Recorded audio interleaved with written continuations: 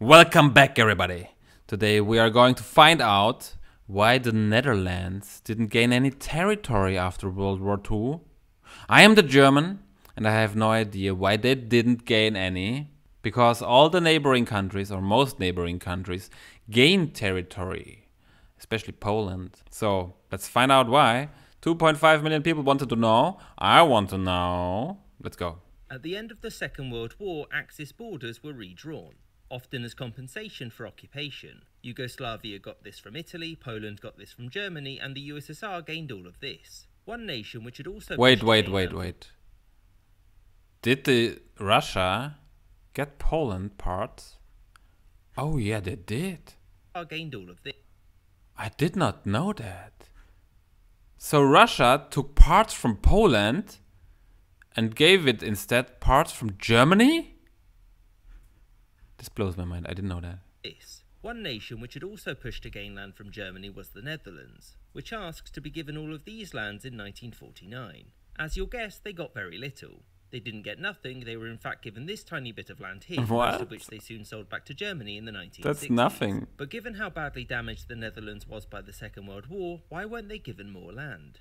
So, after Germany was defeated, many countries wanted compensation from their occupiers. The Netherlands was no different, and their demands were simple. Give us cash, lots of it. Unfortunately for them, the great powers had agreed at the Yalta Conference that there would be no financial reparations. Mostly because of what had happened last time that Germany was forced to pay such reparations. And for the Dutch, this meant that the only way that they could get something out of Germany was by annexing land. The proposals were simple. Take as much as we can and kick out all of the Germans who live there. Internally, the Dutch government had hoped to be given all of this, which included Cologne as well as important historical cities like Aachen and Münster. There were a few in the government that even pushed for the annexation of lands around Dortmund and Hamburg, but this was seen as unreasonable. Ooh. So what happened when they put these ideas to the Allied powers? They were laughed out of the room by all except France. This was because France was also pushing for a somewhat dismembered Germany.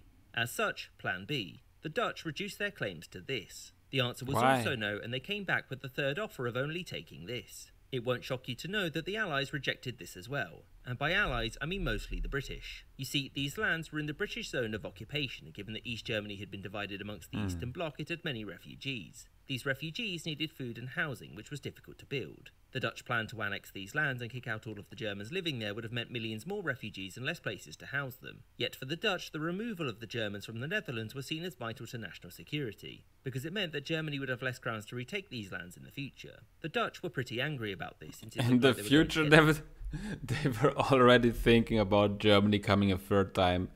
Oh my god. Nothing which would make the government look pretty weak. However, the Allies did opt to give some bits of land on the border here to the Dutch as a form of placation. It was occupied in mid-1949, and just short of a decade later the West German government came knocking. Many in the Dutch government wanted to keep the lands out of principle, but a good working relationship with the new democratic Germany was seen as valuable. And also, perhaps the Netherlands could use the land to trade for some of the cash that they had wanted previously. In the end, it was agreed that Germany would pay roughly $80 million for the return of the lands. That's nothing. The Netherlands kept a tiny bit of land for itself. $80 million? That's worth like a few buildings.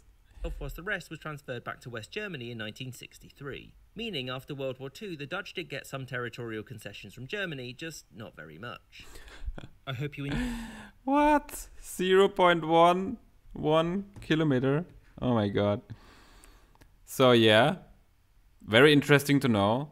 So basically, Great Britain said, I don't want to give any of my parts to the Netherlands because then I have less and I have to take care of more refugees.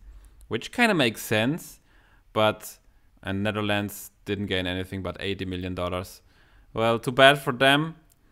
They tried, but I guess they didn't have enough voting power to demand more, yeah. Thanks, History Matters, for explaining this. I have never asked myself this question, but it's interesting to know.